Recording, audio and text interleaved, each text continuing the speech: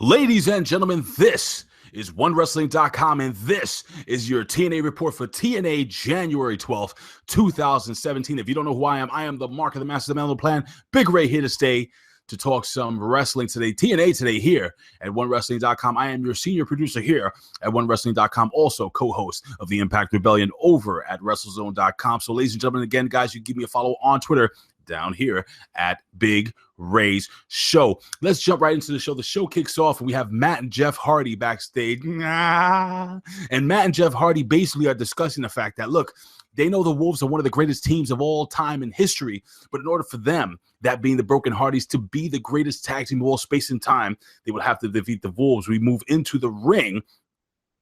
EC3 comes down, sets a chair down next to the crowd, and he's airing some grievances with the crowd.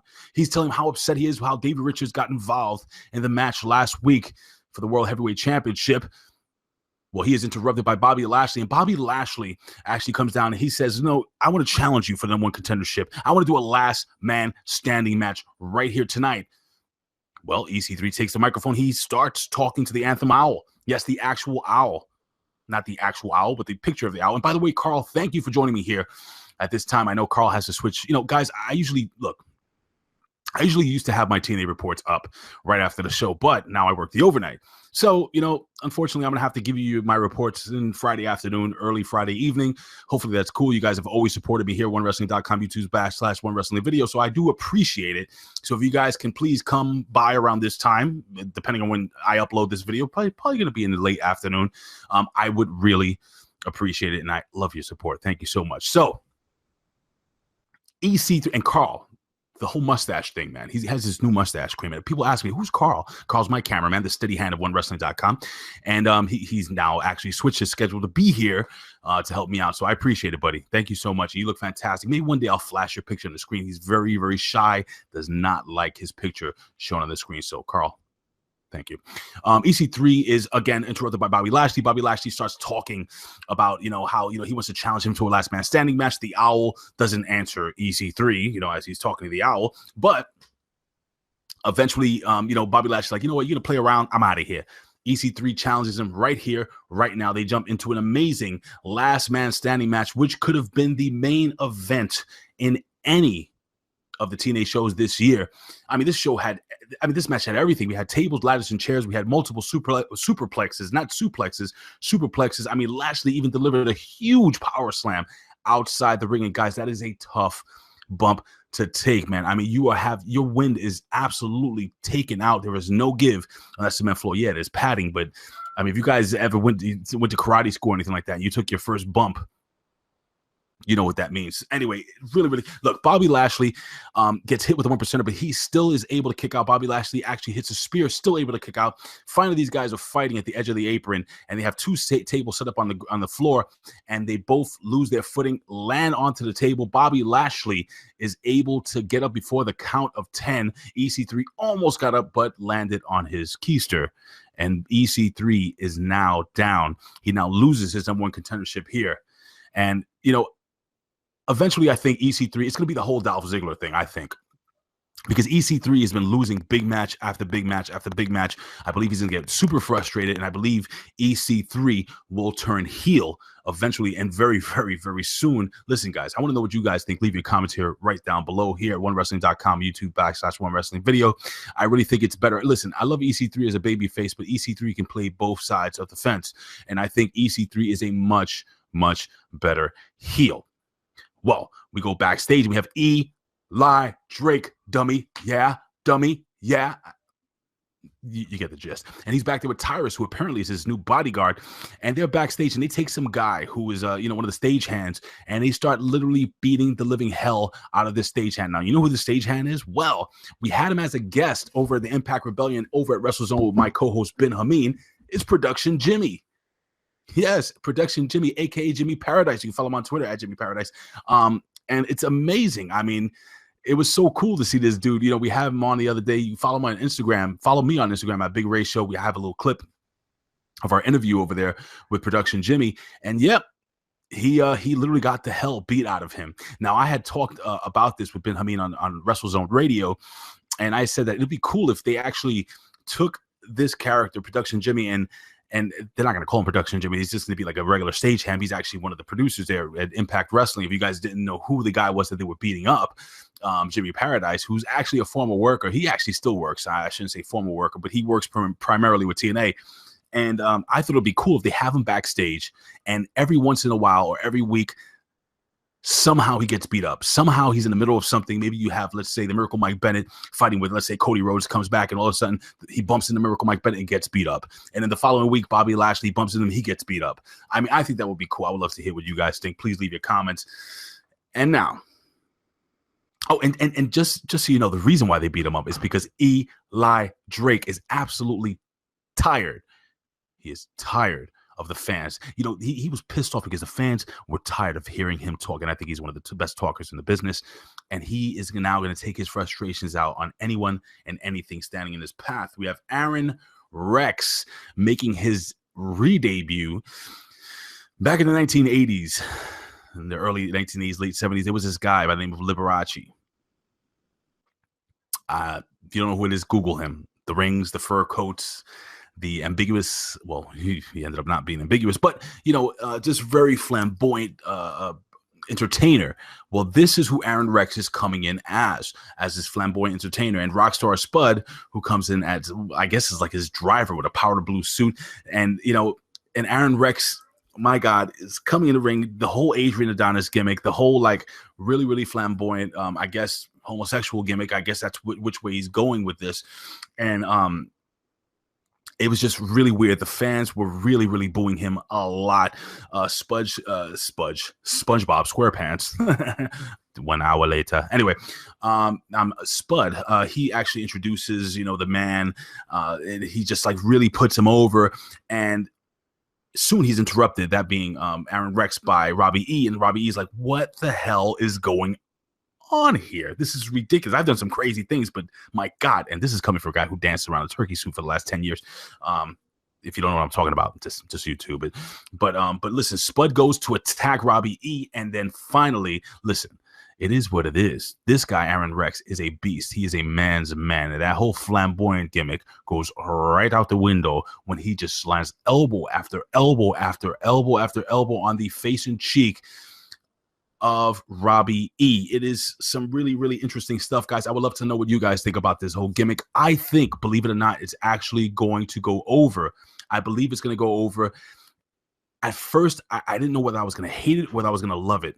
A part of me, it was weird, man, because the thing is that the reason why he's doing this whole gimmick thing is because he said, look, you know, you guys, I came here to wrestle, but you guys don't want to see me wrestle, so now I'm giving you entertainment. And then he ends the segment by saying, violence is never the answer. You're welcome, which was pretty cool. I think it would be cool because, you know, TNA has this whole thing, you know, they work in relationship with ROH. If maybe him, that being Aron Rex, if this character really goes over, maybe he might either fight or tag team with Dalton Castle. That would be freaking awesome. Now we have a backstage segment with the DCC who gives us kind of a backstory, and apparently they are the soul. This storyline is coming a little too late. Excuse me while I cough.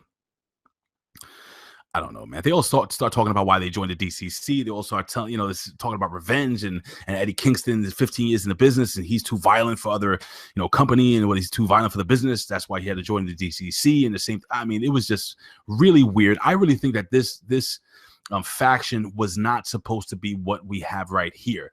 In my opinion, I believe this faction is more or less was a brainchild of Billy Corrigan. And I think they were going to go kind of a whole Hacker Hameen type gimmick where they're underground. I forgot the name of this group, Anonymous, that type of, if you guys are conspiracy theorists, that type of gimmick. But they're moving away. I honestly believe they're going to dissolve this faction within 2 or 3 months time, tops. It's not working. All three guys are amazing, separate. And if they went a different way with this, I think it could have worked. But I think they revealed their faces early because I think they want to dissolve this as quick as possible.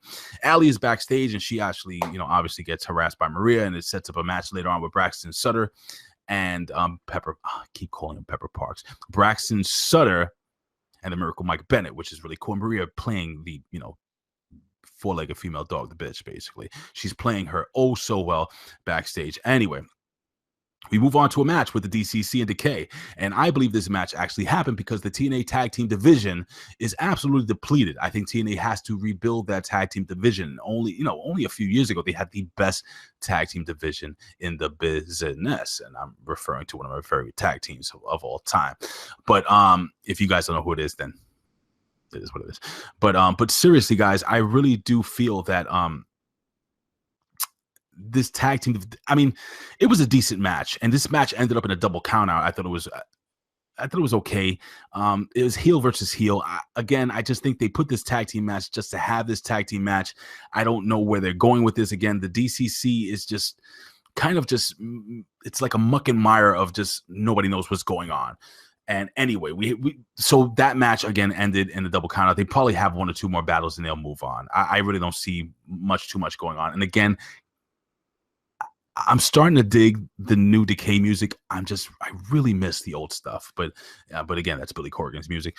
Eddie Edwards is backstage, and he's over the top excited about tag team with Davey Richards. Davey Richards actually apologizes for acting like a douche last week, or a hothead, as he said. We have a sit down interview with Brooke Tessmacher, who is absolutely gorgeous. She has the best personality in the business. Mackenzie Mitchell is sitting down with her, and she's interviewing Brooke, and Brooke basically just talks about how, hey, I wanted to have a family. I wanted to spend time with my family, but now she's back, and her focus is on the Knockouts Championship. Brooke Tessmacher, I think, is a nice addition to TNA, guys, in more ways than one. Not only visually stimulating, but actually really, really good in the ring, and she's going to be a lot of fun to watch over the next couple of weeks.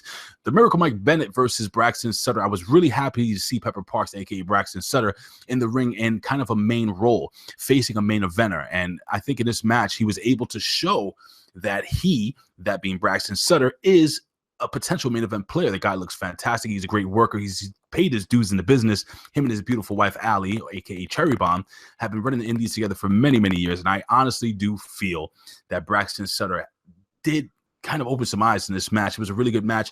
Listen, we go back and forth during the whole match. Maria actually interfere, try to grab Braxton Sutter's leg a couple of times. She's really, really interfering in this match. Allie comes down. She's really pissed off. She doesn't want to take this anymore. She can't take this anymore. She's mousing up. Her face is all crunchy. She's really upset. And this, she's confronted by Maria on the ramp, which kind of distracts the Miracle Mike Bennett. Miracle Mike Bennett gets rolled up for the 1, 2, 3. Braxton Sutter goes over the Miracle Mike Bennett. I was really excited. Again, I've interviewed Pepper Parks here in Cherry Bomb, OneWrestling.com, and the Can-Am Wrestling Show. And hey, these guys are awesome, guys. I think Braxton Sutter is going to be a nice addition. Maria was absolutely pissed off, and I don't understand. Like, backstage, you have Maria and Miracle, and they're arguing, and Miracle's like, "Look, she works for you. She's your apprentice. How the hell does she still work for her? I mean, what is she in the union? Like, what did she have to do, Carl? Do you understand? What did she have to do, Carl, to get fired?" I don't get it. It just makes absolutely no sense. We have Rosemary who comes into the ring. She actually cuts a nice promo talking about the darkness of Decay and how Decay is going to slowly destroy the Knockouts division. She's interrupted by a really, really ripped up, great looking Jade, wearing some nice jeans, by the way. And Jade comes into the ring, man, and she is challenged to a Monsters Ball match, which she accepts, ladies and gentlemen.